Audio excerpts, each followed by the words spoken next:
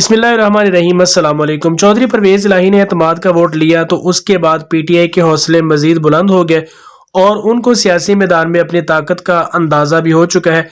इसलिए पीटीआई की जानिब से अब यह फैसला किया गया है कि सदर आरिफ अलवी मियां मोहम्मद शहबाज शरीफ को ये कहेंगे, जो कि पाकिस्तान के वजीर आजम हैं, कि वो एतमाद का वोट लें, क्योंकि पीटीआई की नज़र में शहबाज शरीफ साहब ऐवान में अपना एतमाद खो चुके हैं और इसकी जो मेन वजह है वो एमक्यूएम का नाराज होना है। एमक्यूएम की तरफ से प्रेस कॉन्फ्रेंस की गई और हुकूमत के साथ उनकी नाराजगी वाज़ेह तौर पर मीडिया और सोशल मीडिया पर आ चुकी है।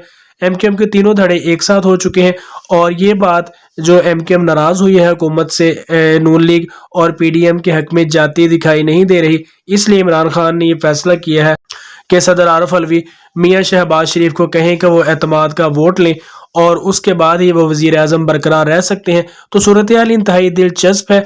सदर आरिफ अलवी लाजमी तौर पर कहेंगे एतमाद का वोट लेने के लिए अगर पीटीआई को ये महसूस हुआ कि नून लीग और पीडीएम की जो कुव्वत है सियासी मैदान में वफाक में वो कमज़ोर हो चुकी है।